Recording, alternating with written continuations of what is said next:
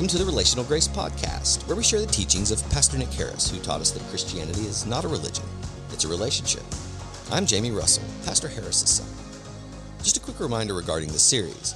We've created an area on our website that you can find by going to courage.arielministries.com to find specific links and information, including related blog posts and ways to listen. In the last episode of our Courage and Confrontation series, we left the prophet Elijah deep in what can only be called Gentile country.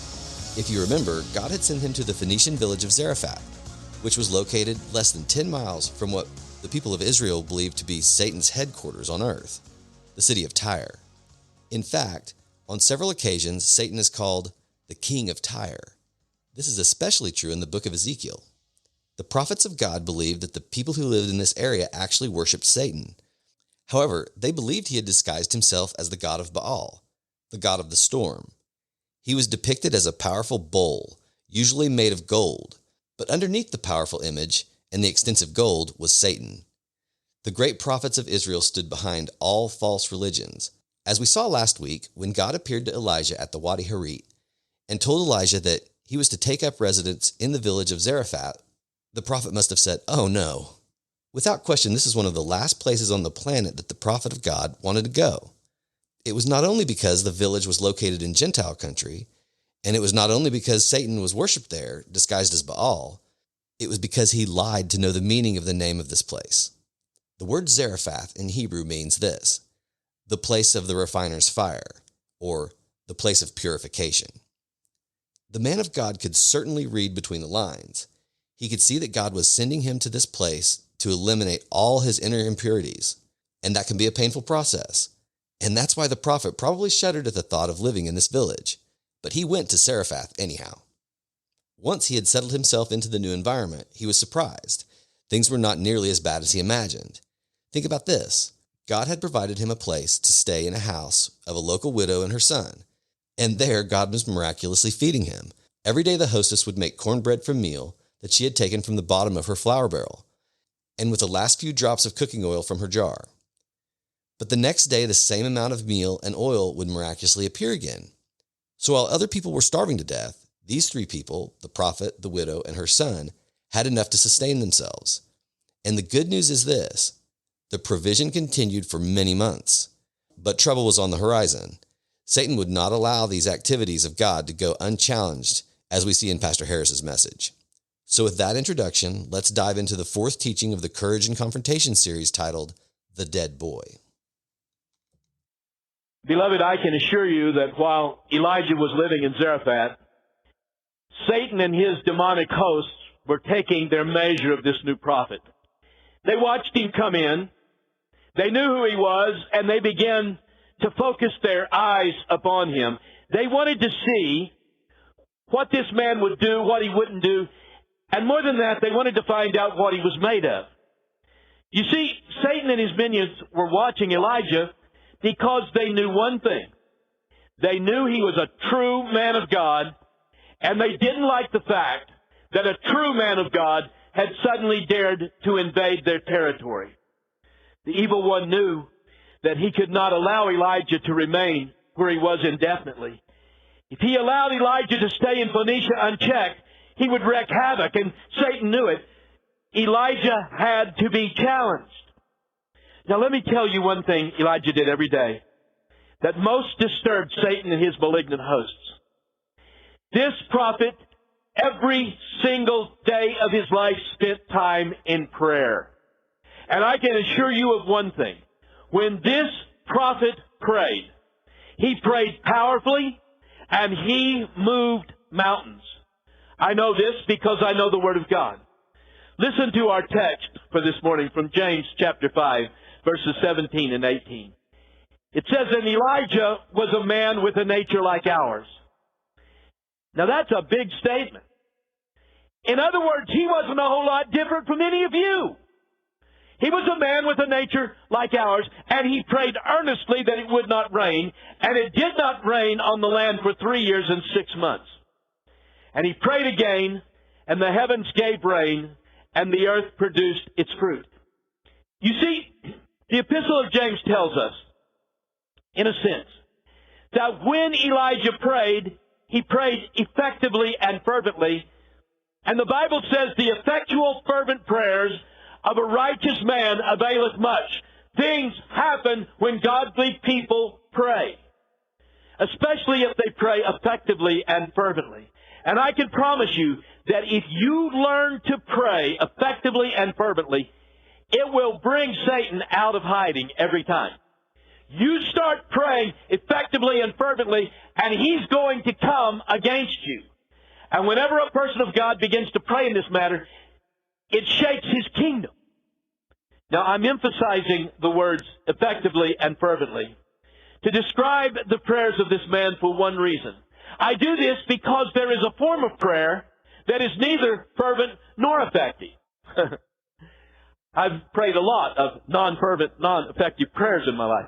You see, this ineffective variety of prayer is the kind of prayer that originates in our own wills and is based upon the things we think we want in life.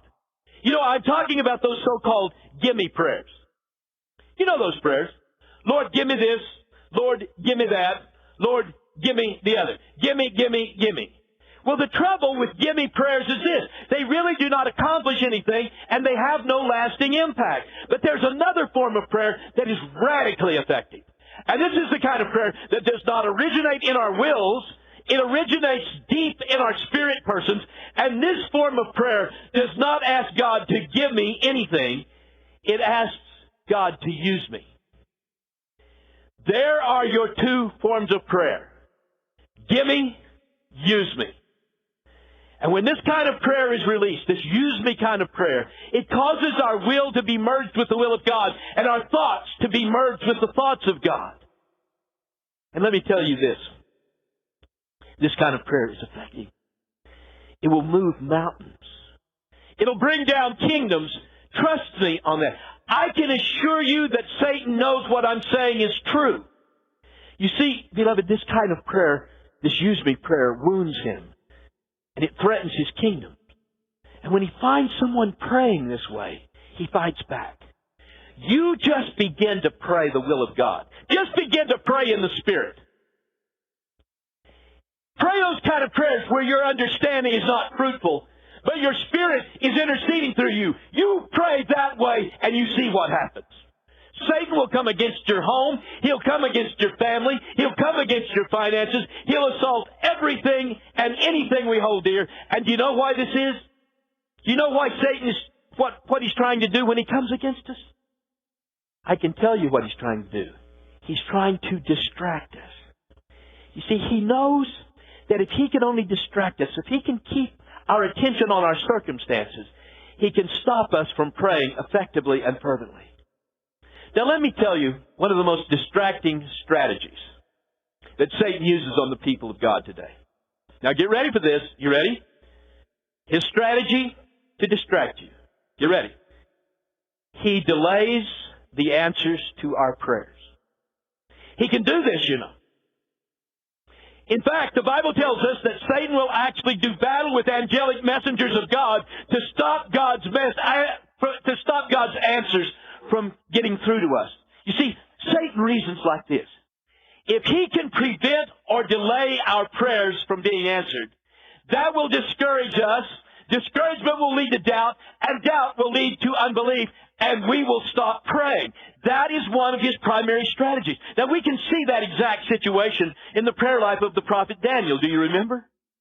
One day, at one point at least in Daniel's life, a dire situation arose. Daniel got on his face before God. And Daniel began to pray. And I mean, it was effectual. When Daniel prayed, this guy, he didn't just pray. Daniel prayed. I mean, he was a big-time prayer warrior. He knew how to get down deep with God. He knew how to pray. Now, God heard this prayer. When he let that prayer loose, it went straight to the throne of God. And God heard it immediately. And he immediately then dispatched one of his angels to bring the answer to Daniel. Here was the problem.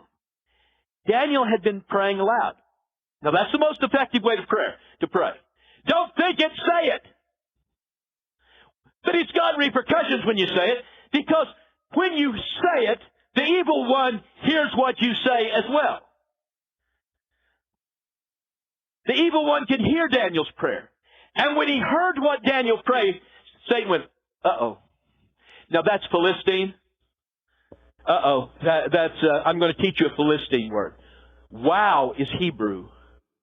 Uh-oh is Philistine. And so Satan says, uh-oh, this is the way he talks. This is not Nick. This ain't good. Children, Satan uses ain't. People of God use are not. English teacher, is that good advice? Yes. The English teacher is going to agree with me this morning. So Daniel had been praying aloud. Satan heard his prayer. And then he had what I can only call a fit. He uh-oh'd himself, and then he had a fit. And he knew that he had to stop this answer from arriving. If somehow he didn't stop the answer from coming through, it would do irreparable harm to him and his kingdom. So what Satan chose to do was this. He sent a malignant angel called the Prince of Persia to intercept the answer. Now this malignant Prince of Persia, we're told in the book of Daniel chapter 10, attacked God's messenger angel, and he was able to keep this messenger from delivering an answer for 21 long days. In fact, it took the intervention of the Archangel Michael to finally get this messenger through. Now, here's my question. What was it that finally brought Michael into the struggle? What was it? I think I know. It was continued prayer. When Daniel didn't get an answer, he didn't cease to pray. He prayed even more. You see, when the answer did not come, instead of ceasing to pray, Daniel began to pray more effectively and more fervently, and he kept on praying until he'd received an answer. Now, I have an idea about how many times Daniel prayed. This isn't in the Bible, but you can accept it as being God's truth. You can ask God when you get to heaven. He'll tell you he was right. You see, I have an idea about how many times Daniel offered these prayers. I think the prophet prayed 3 times. I think he prayed 1 time for the next 3 weeks. I think he prayed on the Sabbath day. And I think the 3rd time he prayed, the answer came to him. Now, I can't prove it, so why do I think this? Why do I think he prayed 3 times? It's because over the years, I have discovered the power that is inherent in threefold prayer. Now think about this. Now I just want you to think about this. Before Jesus took the sin of the world upon his holy head, what did he do? He prayed. How many times did he pray? Well, think about it. Now you talk about something that threatened Satan.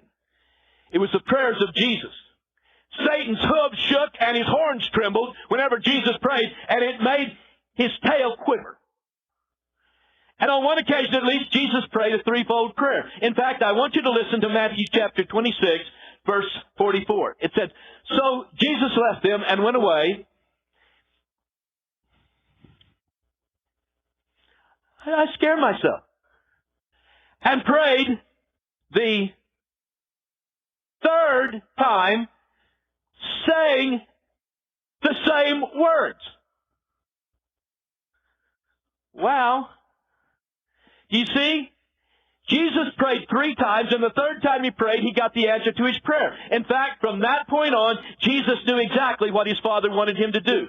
Now, all of this brings us back to Elijah, whose presence and whose prayers had also massively provoked Satan. Now, the man was praying day and night. You talk about something that upset the evil one, this is it. And in response, the evil one probably said something like this to Elijah. "Okay now, you've brought God into my realm of operation by your prayers, so you better get ready to go to war. We're going to fight, buddy, and you better be prepared." "I'm coming against you, pal. You better know what it means when I fight with you." Satan then brought his biggest gun out, the howitzer. I mean, he had his big one, and what is it? Well, his most powerful weapon is death. I'm talking about death. The evil one decided that he would discourage Elijah from praying by killing the son of the widow woman. He said, "Oh, pal, you provoked me. Now I'm killing that boy because the power of death is in my hands." And that's exactly what Satan did. He killed the child. Now, the real question here is this. How would the man of God handle this situation? What's he going to do? Well, Elijah's subsequent action makes it clear that he was touched by what happened. It makes it clear he loved that little fella. I mean, that little fella had been in that house ever since he had been there, and I'm sure that they did things together, that Elijah loved that boy. In fact, I want you to listen to how 1 Kings 17:17 describes this. "Now it happened after these things that the son of the woman who owned the house became ill, and his sickness was so serious that there was no nephesh," in the Hebrew, no breath left in him. In other words, he was dead. Now you talk about a blow. You talk about a crisis. This is as tough as it gets, right? Satan had driven a stake into the heart of Elijah. This child that he had grown to love, who was like a son to him, now lays there with no life in him. It's a stake through his heart. But Satan wasn't through yet. To be sure that he had dealt a blow that the man of God couldn't overcome, when he killed the boy, he inserted himself into someone's mouth. See, sometimes that insertion of Satan into somebody's mouth is harder to take than anything. And I can assure you that Satan loves to do this. And he'll get in the mouth of anyone who will let him in. And in this case, in the case of Elijah, whose mouth did he get in? He got into the mouth of the widow woman. And as soon as the boy died, this grief-stricken mother immediately faced the prophet down. And the words that she spoke came out of her mouth, but I can promise you that Satan orchestrated them. These words were hard, and they were calculated to produce three emotions, all of which can be spiritual killers. And these emotions are guilt, doubt, and fear. Now, in this chapel, we know the dangers of doubt and fear, don't we? I addressed those two emotions last Sunday. But guilt is equally vicious. It can destroy our lives. And that is especially true of our spiritual lives. And Satan attempted to rouse all the guilt he could muster and pour it over the distraught head of Elijah. He attempted to make him feel the deepest guilt and remorse possible over the death of this little boy. How? As I said a moment ago, he got into the mouth of this woman. Satan used her tongue to say to God's man, "What have I to do with you, O man of God?" Now, I can promise you that these words were dripping with sarcasm. But now, we don't understand those words. Those words that she spoke belong way back to another time. Those words don't make any sense. What have I to do with you, O man of God? We don't get that. You see, what she was really asking Elijah was this: what have I done to you, man of God, that this evil thing would fall upon my child? What have you done? The voice of the accuser. Satan is the accuser of the brethren. He accuses you before God day and night. And now he's in the mouth of his closest companion saying, "What have I done to you that this evil thing would fall upon my child?" But then she uttered the coup de grace. She asked, "Have you come to me to bring my sin to remembrance and to kill my son?" Now, the way we would say this today would be like this: "Is this how you show your gratitude to me, preacher? I've let you share my meal and my oil. Is this how you're thanking me, preacher, by killing my son?" Now, beloved, let's don't throw any rocks at this woman, okay? Let's don't do that. It's very easy for the evil one to get into our mouths, especially when we're devastated, when we're grief-stricken, when we're filled with fear. And this woman was suffering from all of these emotions. Of course, we all know why she was grief-stricken, but why was she full of fear? It's very simple, beloved. In the ancient world, life was a nightmare for a widow woman with no sons. This is the only son she's got. He's now dead. And she is facing the future all alone. You see, in that day and age, women could not work outside the home. There were no secretarial jobs. There was no place for women to work outside the home. So they only had two ways to make money. They either had to go out and beg on the streets, or they had to prostitute themselves. What I'm saying to you, there was no social safety net in those days to catch those people like this widow woman. So out of fear of what lay in store for her, she chose to strike out at the man of God. She's terrified. I would be if I were in her place. Now the question is, would the prophet back off? Would Satan getting in the mouth of someone he dearly valued, and would the death of someone he treasured, would that drive him back? Would he back off? Well, the answer is a resounding no.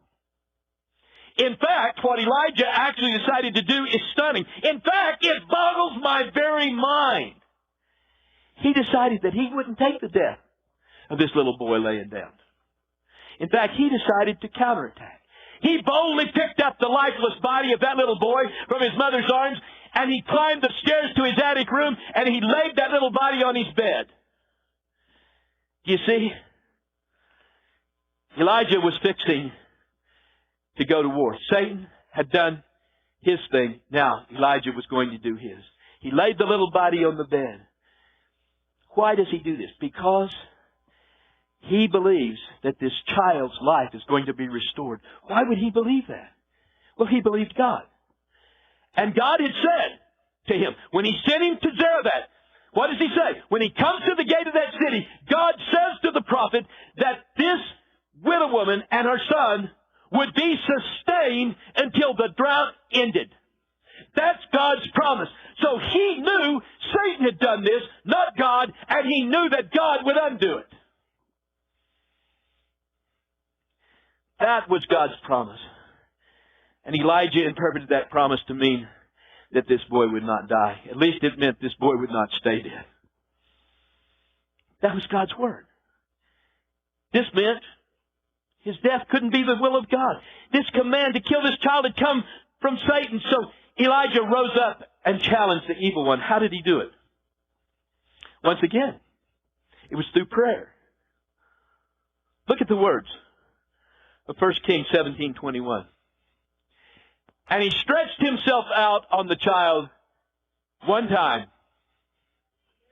What? Are you disagreeing with me again? Oh! 3 times. He stretched himself out on the child 3 times and cried out to the Lord. What do we call that, crying out to the Lord? Prayer. And he cried out to the Lord and said, "Oh Lord my God, I pray, let this child's soul come back to him." Somebody say, "Wow, I'm so excited about this." Now, here's the key. It's right there. Once again, it is the principle of the power of threefold prayer. Now, what I want us to do is read this verse.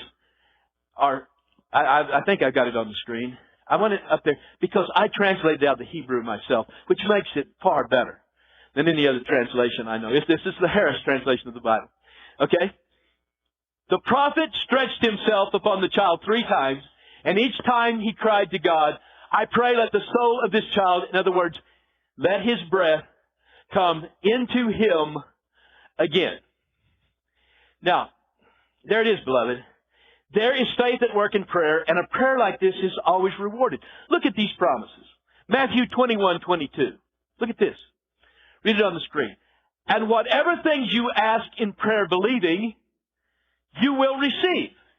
Did Elijah believe this? Look at John 14:13. John 14:13. "And whatever you ask in my name, that I will do." Notice what it doesn't say. It doesn't say, "that I might do." He said, "Whatever you ask in my name, that I will do, that the Father may be glorified in the Son." Here's another one.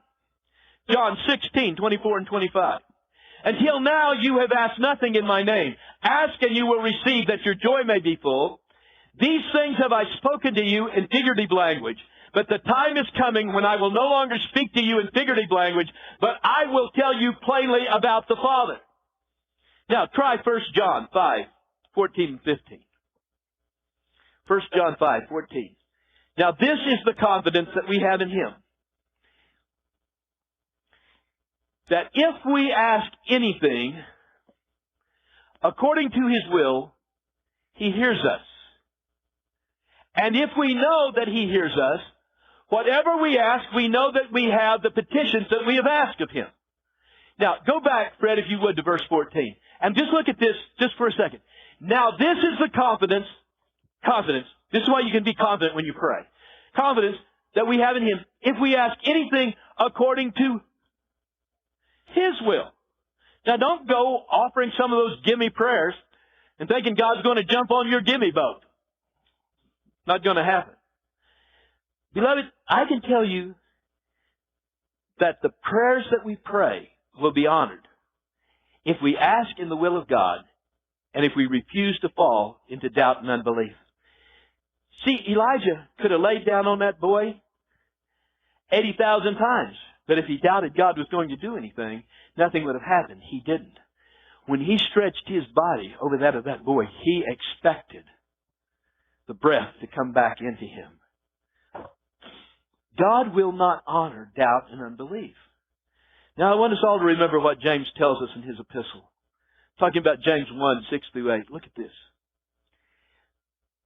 If you want something from God, James is telling us, let him ask in faith. Anyone who wants something from God, let him or her ask in faith with no, what? With no doubting. For he who doubts is like a wave of the sea, driven and tossed by the wind. For let not that man suppose that he will receive anything from the Lord.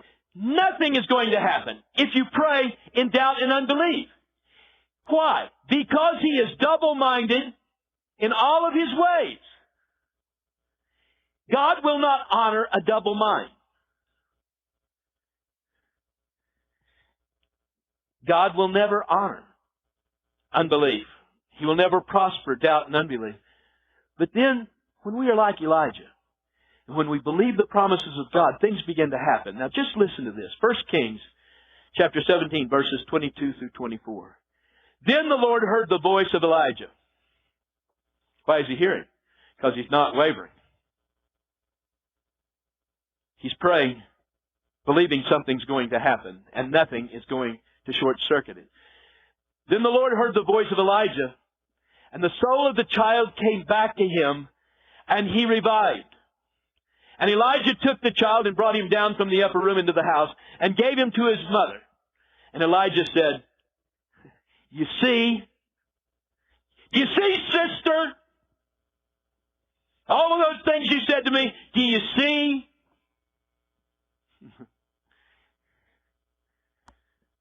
Then the woman said to Elijah, Now by this I know that you are a man of God, and that the word of the Lord in your mouth is the truth.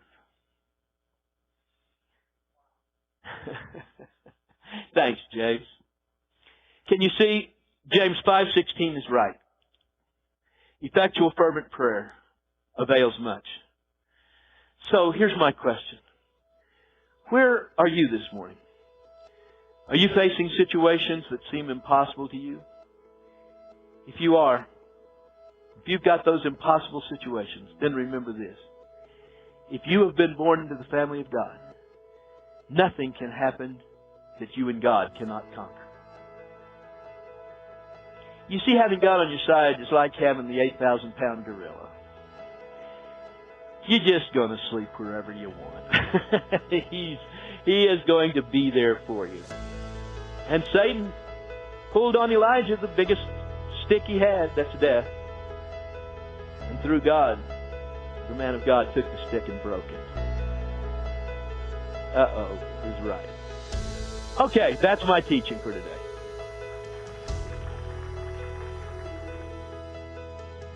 Thank you for listening. If you enjoyed this episode, don't forget to subscribe. If you want to help spread the word, please give us a 5-star review and tell your friends to subscribe too. We are available on Apple Podcasts, Spotify, or wherever you listen. Don't forget to connect with Ariel Ministries on Facebook and Instagram and subscribe to our email list at arielministries.com. That's Ariel spelled A-R-I-E-L. We look forward to keeping you updated on upcoming episodes and projects. If you would like to support the missional efforts of Ariel Ministries in Tharaka, Kenya with Each One Feed One, we'd like to remind you that 10% of all donations to Ariel Ministries will support this missional effort. Visit arielministries.com/give for online donations and other methods of giving. To learn more about the Tharaka mission, you can visit arielministries.com/missions. You can also listen to episode 26 for a deeper dive into how our relationship with Each One Feed One and the McCarter family started over 35 years ago, where we are today, and where we're headed in the future.